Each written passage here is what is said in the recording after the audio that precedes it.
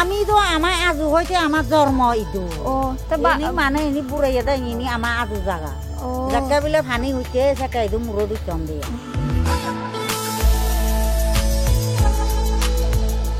তা নাঙান হি হইতে চিচিং সাকমা তুই কোন ক্লাসত পড়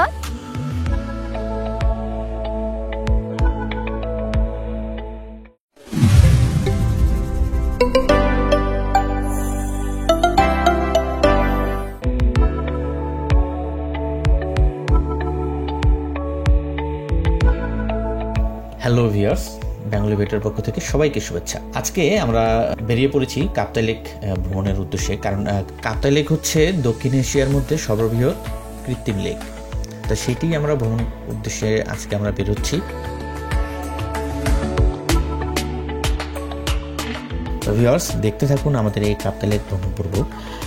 আরেকটি কথা বলতে চাই, যারা আমাদের এই চ্যানেলে নতুন, অনুগ্রহ করে আমাদের চ্যানেলটি সাবস্ক্রাইব করবেন, লাইক বাটনে লাইক করবেন এবং বেল বাটনটি প্রেস করে রাখবেন, যাতে পরবর্তী ভিডিও আপডেটটি সর্বপ্রথম আপনি পেয়ে যান। তো ভিউয়ার্স, দেখতে থাকি আমাদের আজকের পর্ব কাপ্তাই লেক ভ্রমণ পর্ব। আপনি কাপ্তাই লেক যে কোনো সময়ে আপনি ঘুরতে যেতে পারেন, কেননা কাপ্তাই লেকের সৌন্দর্য আপনি যে কোনো সময় দেখে আপনি মুগ্ধ হয়ে যাবেন। সুতরাং আপনি আপনার ছুটি অনুযায়ী যে কোনো সময় কাপ্তাই লেকে ঘুরতে যেতে পারেন।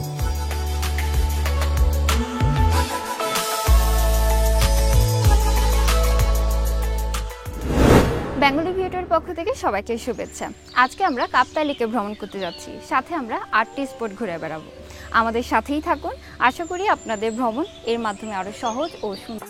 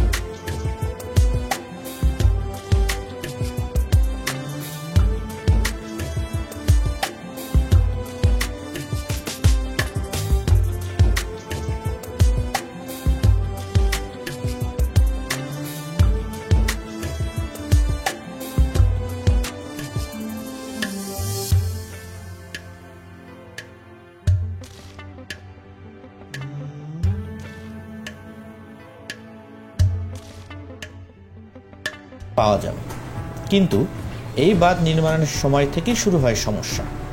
বাঁধ তৈরির 655 বর্গ কিলোমিটার এলাকা প্লাবিত হয়, যার মধ্যে ছিল 22,000 একর চাষযোগ্য জমি। পার্বত্য চট্টগ্রামে মোট চাষাবাদযোগ্য জমির প্রায় 40%।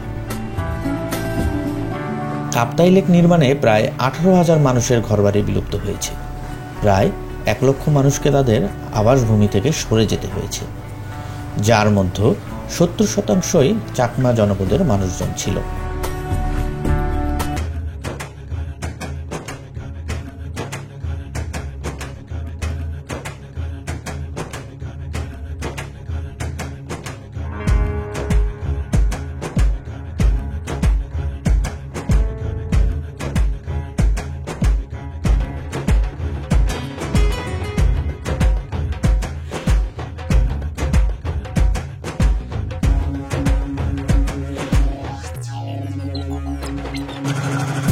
আমরা কাপ্তাই লেকের সৌন্দর্য উপভোগ করতে করতে আমরা নির্মাণনগরের কাছাকাছি চলে এসেছি।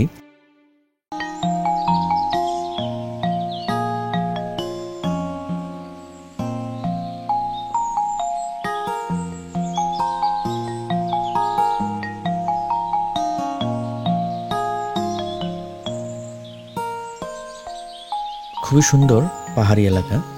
আমরা সর্বপ্রথম যে জায়গাটি যাব তা হচ্ছে বৌদ্ধবিহার। পাহাড়ি পথ ধরে হেঁটে চলেছি।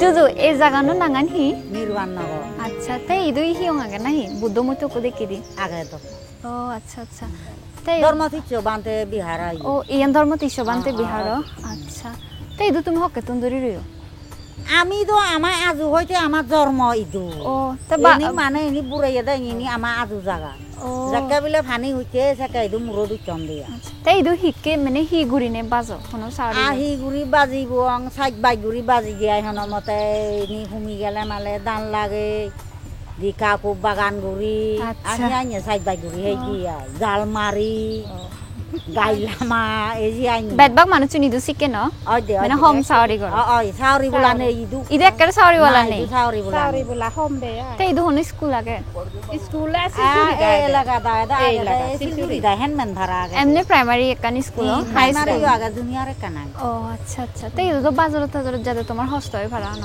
আম কইতো তো বোধে যাইবে ও বোধ হরে থতো কি উত্তন বাজার বোধে হর এত যাদে চলি তিয়াই অলন যাই তিয়াই অলন তিয়াই নিয়া অনেক খরচ ইয়ান নির্বাণনগর চলে হয়, আচ্ছা আচ্ছা দোলাকে এনে এই প্রথমবার ইচ্ছি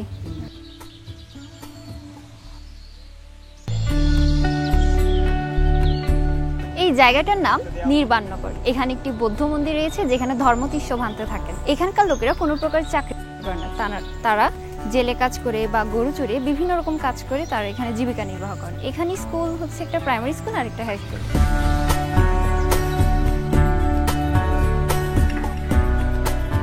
Sisi, তো নাঙান হি হইতে চিচিং সাকমা তুই কোন ক্লাসে পড়ন ও তুমি হইবে বোন এক বোন একদম তোমার গরন হুদু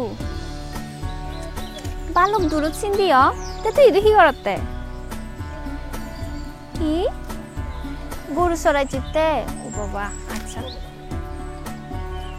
এই বাচ্চাটির নাম সুইচিং চাকমা। সে এখানে এসেছে গরু চড়াতে। সে অবশ্য পড়াশোনা করে।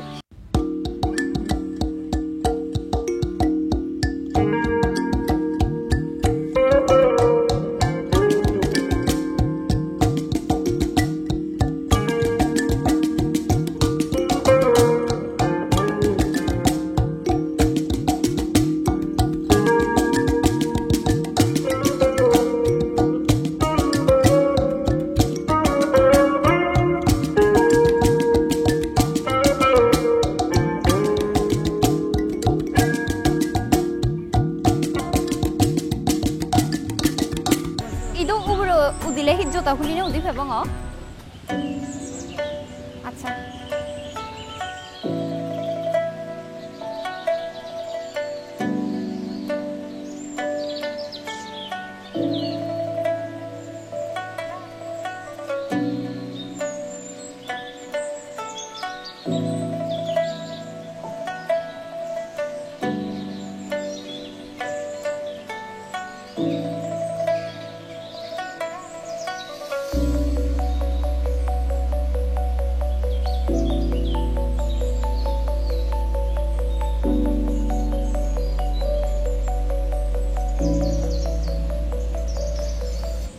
আমি এখন এসেছি নির্বাণনগর বনবিহারে 29 ফুট 8 ইঞ্চি দণ্ডায়মান একটি বুদ্ধ মূর্তির সামনে। এটি স্থাপন করেছে শ্রীমৎ ধর্মতীর্ষ মহাস্থবির স্বর্গপুরী ভান্তে।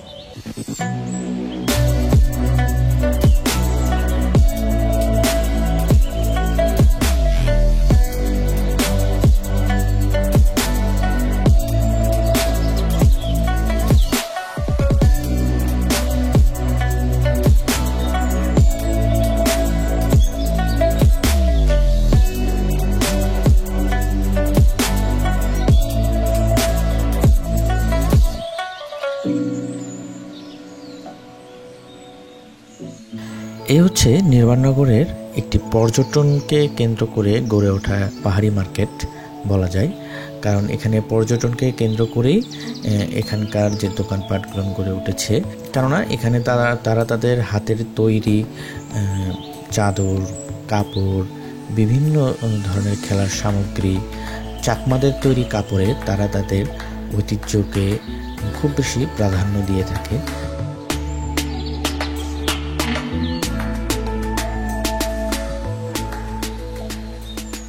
তো আমরা এখান থেকে কিছু কাপড় চোপড় কিনেছি, চাইলে আপনারাও কিনতে পারেন। আর আমি আপনাদেরকে বলবো, তারা খুব সীমিত লাভে তারা বিক্রি করে থাকে এখানকার পণ্যগুলি। আবার অনেক সময় দেখা যায় যে তাদের পণ্যগুলো আবার দামও বেশি নিয়ে থাকে। তো আপনারা যখনই কেনাকাটা করবেন একটু দামাদামি করে কিনবেন, মনে হবে না যে আপনারা বেশি দাম দিয়ে কিনেছেন।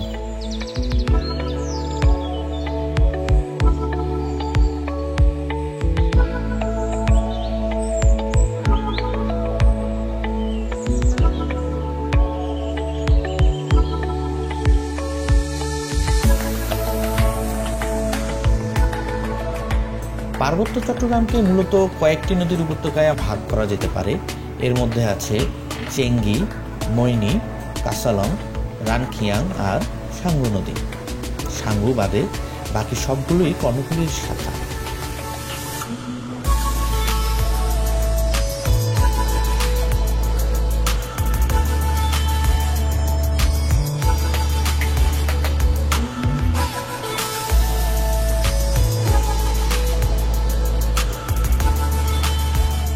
এক একটি পাহাড় ঘেরা ভূতাত্ত্বক 30 থেকে 80 কিলোমিটার লম্বা আর 3 থেকে 10 কিলোমিটার চওড়া।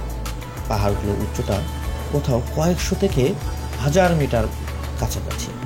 পাহাড় ঘেরা এই উপত্যকাগুলো কৃষিকাজের জন্য উপযুক্ত। এখানে আদিবাসীরা দীর্ঘদিন ধরে জুম চাষ করে নিজেদের জীবিকা নির্বাহ করে আসছে।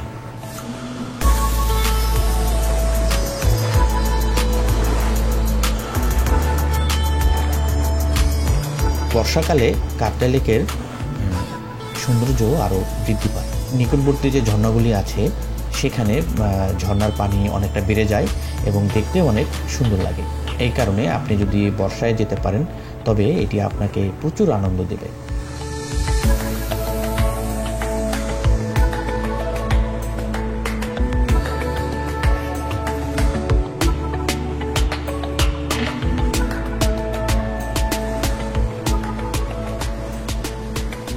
কাপ্তাই লেকে ঘুরতে ঘুরতে আপনারা খাবার দাবার নিয়ে কোনো টেনশনই করবেন না, কারণ আপনারা আপনাদের বোটের যে ড্রাইভার আছে বা মাঝি তাকে বললেই তারা এই লেকের মাঝে মাঝেই দেখবেন ছোট ছোট দ্বীপে তারা রেস্টুরেন্ট তৈরি করে রেখেছে। পর্যটকরা এখানে ঘুরতে এসে এখানে খেতে পারে। আর একটা কথা বলা ভালো যে এই লেকের মাছ ধরেই কিন্তু তারা এই সব রেস্টুরেন্টে রান্না করা হয়। আপনারা আসলে অবশ্যই আপনারা এই লেকের মাছ খাবেন এবং মানে চেষ্টা করবেন এখানকার বেশিরভাগ মাছ আইটেমে খাবার জন্য, কেননা এখানকার মাছ খুবই ফ্রেশ এবং এই লেকেরই মাছ ধরে তারা।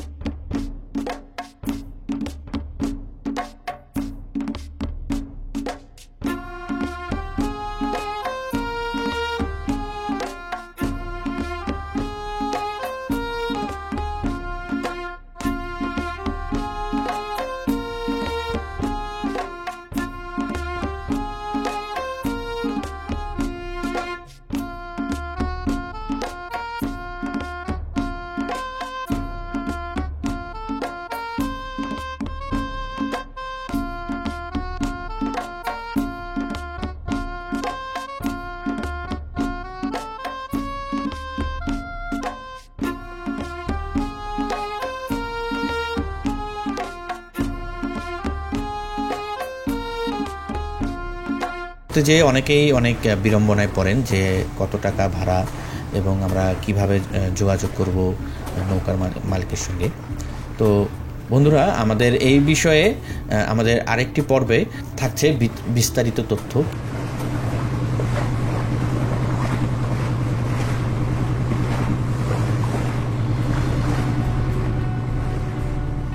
ভিউয়ার্স, আমাদের এই কাপ্তাই লেক সম্পর্কে আমাদের পরবর্তী পর্বে থাকছে আরও বিশেষ কোনো আকর্ষণ।